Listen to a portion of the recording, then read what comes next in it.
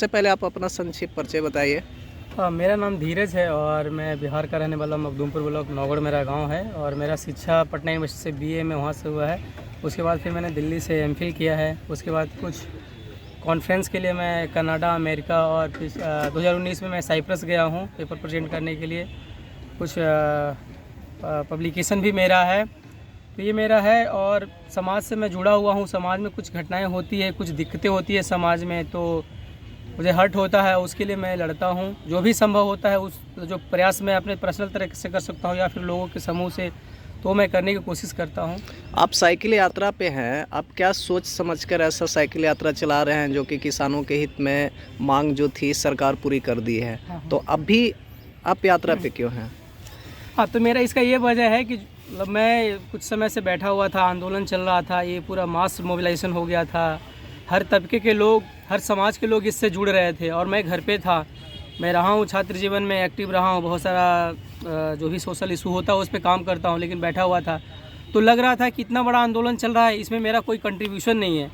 तो मुझे लगा कि मतलब क्या मैं अपना सहयोग दे सकता हूँ, तो फिर इसलिए मैंने ऑल इंडिया साइकिल यात्रा शुरू किया। और आप ये पूछ रहे हैं कि मतलब वो तो आंदोलन जीत हो गई, उसके बाद भी कर रहे हैं, तो मैं इसलिए कंटिन्यू कर रहा हूँ क्योंकि मैं एक रिसर्च स्कॉलर हूँ, शोधार्थी हूँ, छात्र हूँ।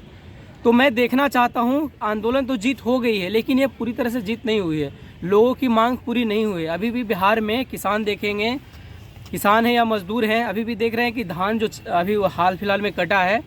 और मैं रास्ते में कई जगह बातचीत कर रहा था, तो पैक्स में अभी ये चल रहा है खरीद बिक्री पे कि उसना लिया जाए कि अरवा लिया जाए, इस पर खरीद नहीं की जा रही है। और कहीं कहीं कुछ खरीद भी हो रही है तो बहुत कम, 1200 1400 ऐसे उस हिसाब से खरीदा जा रहा है। लेकिन आप पंजाब में देखिए, हिमाचल में देखिए, 1800 से ज़्यादा का धान वहाँ पे है। आप साइकिल यात्रा किस राज्य से स्टार्ट किए हैं? मैंने पठानकोट, ऐसे मेरा प्लान था कि मैं कश्मीर से शुरू करूँ, लेकिन वहाँ पे बर्फबारी जारी है, इसलिए मैंने पठानकोट से शुरू किया, पंजाब से। और पंजाब, हिमाचल, उत्तराखंड, दिल्ली, हरियाणा, यूपी होते हुए मैं बिहार में एंट्री किया हूँ। और अभी इसके बाद फिर नॉर्थ ईस्ट में जाऊँगा, आसाम, मिजोरम, त्रिपुरा। बिहार की धरती गया जिला में आप उपस्थित हैं। आप बिहार वासियों के लिए, किसान जो हैं उनके लिए क्या जागरूकता संदेश देना चाहते हैं? मैं यही कहना चाहूँगा, सभी लोगों से कहना चाहूँगा कि अगर आपके बीच में कुछ भी गलत होता है तो उस पर आप बोलना सीखें, लड़ना सीखें। क्योंकि अगर आप बोलना नहीं सीखेंगे, लड़ना नहीं सीखेंगे, तो फिर आप कुछ नहीं कर पाएंगे,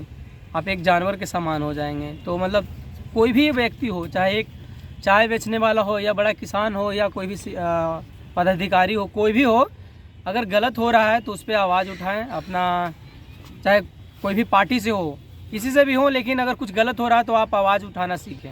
बिहार सरकार या केंद्र सरकार से और ऐसा कुछ आपकी मांगे हो? बहुत सारा आप देखिए कि मतलब अभी बेरोज़गारी एक सवाल है। अगर हम लोग युवा हैं और बेरोज़गारी एक बहुत बड़ा सवाल है, लोगों को रोज़गार नहीं मिल रहा है। जो लोग पहले से रोज़गार भी कर रहे हैं उनकी मतलब जो इनकम है वो बहुत ज़्यादा घट गया है, तो ये काफ़ी दिक्कत हो रही है। बहुत सारी मांगे हैं, पूरा इकोनॉमिक खस्ती हो गई है। हम तो बोलते हैं कि हमारा इकोनॉमी मतलब वर्ल्ड में 5वें स्थान पे है, पैसे के मामले में बहुत है, लेकिन आप दूसरी तरफ ये भी देखेंगे कि यहाँ पे भूखमरी भी बहुत ज़्यादा बढ़ गई है, 100 से रैंक पार कर गया। 120 कंट्री में देखेंगे तो भारत इतना बड़ा इकॉनमी होकर बहुत पैसे के मामले में कोई कमी नहीं है, लेकिन सभी के पास पैसे नहीं है, तो भूखमरी बहुत ज़्यादा है। आप सिंगल यात्रा कर रहे हैं या आपके साथ और ऐसे बहुत सारे नहीं, साथी मैं भी हैं? अकेला हूँ, अकेले यात्रा शुरू किया हूँ, लेकिन मेरे तरह से बहुत लोग हैं जो यात्रा अकेला शुरू किए हैं और संगठन में भी शुरू किए हैं। तो अलग अलग तरह से इसमें जुड़े हैं, इस आंदोलन से, किसान आंदोलन से, तभी ये आंदोलन सफल हुआ है। तो यही कहा जाता है, जब बड़ा आंदोलन होता है तो बहुत मास मोबिलाइजेशन होता है, हर एक तबके के लोग इसमें जुड़ते हैं, तो वो उस आंदोलन की जीत होती है। चलिए, बहुत बहुत धन्यवाद। हमारे साथ एक और इनके साथी एक जुड़े हुए, आप इनके बारे में कुछ संक्षिप्त विवरण बताएंगे? हाँ, देखिए, एक तो इन्होंने अपना परिचय दिया है, धीरज कुमार हैं, मखदूमपुर के, और छात्र हैं, शोधार्थी हैं। और जो पूरे देश में किसान आंदोलन चल रहा था तो उसमें हर आदमी अपने तरीके से उस मूवमेंट के सपोर्ट में था।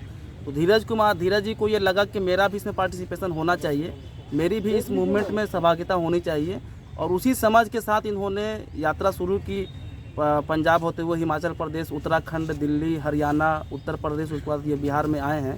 तो इनका यही मकसद है कि पूरे देश में घूम करके किसानों की जो हालत है, अगर एमएसपी है तो वो लागू हो रहा है कि नहीं हो रहा है, गन्ना किसानों की क्या स्थिति है, किसान जो है वो मजदूर बनने के लिए मजबूर है, किसान जो है वो लगातार घाटे में जी रहे हैं। और सबसे बड़ी बात कि आज की तारीख में कोई भी आदमी शौक़ से किसानी नहीं कर रहा है, वो जो है मजबूरी में किसानी कर रहा है। तो हम यही चाहेंगे कि जिस तरह से ये यात्रा निकाले हैं, बिल्कुल इनका यात्रा सही से चले, हमारी शुभकामना है। और हम चाहेंगे कि जब ये पूरा इनका भ्रमण पूरा हो जाए तो एक विस्तार से हम चाहेंगे कि ये एक किताब की शक्ल में ये लाएं कि क्या देश में हालत है किसानों की।